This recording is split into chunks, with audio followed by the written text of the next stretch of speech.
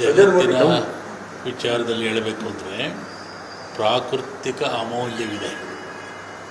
ನಮ್ಮಲ್ಲಿ ಹೋದ್ಸತಿ ಹೇಳಿದ್ದೆ ನಾನು, ಈಗ 4 ಸುನಾಮಿಗಳು ಆಗಲಕ್ಷಣೆ ಜಗತ್ತಿನಾದ್ಯಂತ.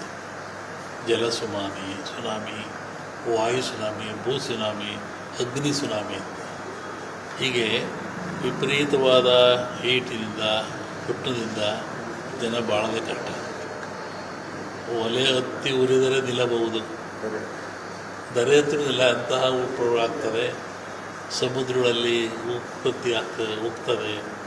ಗಾಳಿಯಿಂದ ಅನೇಕ ಸಾವು ನೋವಾಗ್ತದೆ. ಅರಸನ ಆಲಯಕ್ಕೆ ಕಾರ್ಮೋಡ ಕವಿದೀತು. ಅರಸನ ಅರಮನೆಗೆ ಆಲಯಕ್ಕೆ ಕಾರ್ಮೋಡ ಸವಿದೀತು. ಮತ್ತೊಮ್ಮೆ ಸಾಮೂಹಿಕ ಹತ್ಯಾಗ ಲಕ್ಷಣ ಇದೆ. ಜಗತ್ತಿನಾದ್ಯಂತ ಈ 4 ಸುನಾಮಿಗಳು ವಿಪರೀತವಾಗಿ ಎಲ್ಲವನ್ನೂ ಕಾಡ್ತದೆ. ನೀರು ಉಕ್ಕಿ ಬರ್ತದೆ, ಬಿಸಿಲು ಬರ್ತದೆ, ಗಾಳಿ ಉಕ್ಕಿ ಬರ್ತದೆ, ಬೆಂಕಿಯಿಂದ ಆಗ್ತದೆ, ಜನ ತತ್ತರಿಸಿ ಹೋಗ್ತಾರೆ. ಒಂದು ರೋಗ ಬರುತ್ತೆ ಈ ಸಂವತ್ಸರದಲ್ಲಿ, ಅದು 5 ವರ್ಷ ಇರುತ್ತೆ. ಅದರಿಂದ ಸಾವು ನೋವಿದೆ. ಒಳ್ಳೆಯ ಮಳೆ ಬೆಳೆ ಆಗುತ್ತೆ ಕರ್ನಾಟಕ ಸುತ್ತಮುತ್ತ. ಅಕಾಲದಲ್ಲಿ ಮಳೆ ಬಂದಿರೋದ್ರಿಂದ ಮುಂದೆ ಸಕಾಲದಲ್ಲಿ ಬರುವಂಥ ಮಳೆಗಳು ಬರಬಹುದು, ಬರದೇ ಇರಬಹುದು. ಅದು ಇದೆ.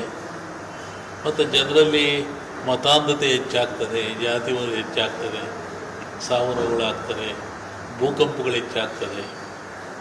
ಅಚ್ಚರಿಯ ಒಂದು ದುಃಖದ ಪ್ರಸಂಗ ಭಾರತಕ್ಕೆ ಎದುರಾಗ್ತದೆ.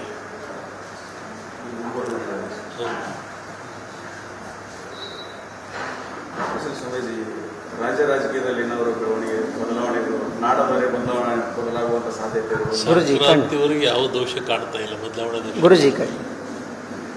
ಭವಿಷ್ಯದಲ್ಲಿ 2, ಒಂದು ಯುಗಾದಿ ಭವಿಷ್ಯ, ಮತ್ತೊಂದು ಸಂಕ್ರಾಂತಿ ಭವಿಷ್ಯ. ಯುಗಾದಿಯಲ್ಲಿ ಬರುವಂಥ ಭವಿಷ್ಯ ಮಳೆ ಬೆಳೆ, ಜನಜೀವನ, ಪ್ರಾಕೃತಿಕ ದೋಷಗಳು, ಭೂಮಿ ವಿಚಾರದಲ್ಲಿ ಹೇಳುವಂಥದ್ದು.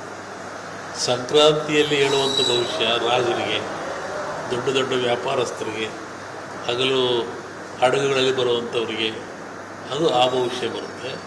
ಅದನ್ನು ಸಂಕ್ರಾಂತಿ ಭವಿಷ್ಯದ ಮೇಲೆ ರಾಜನ ಬಗ್ಗೆ ಹೇಳ್ಬೋದು.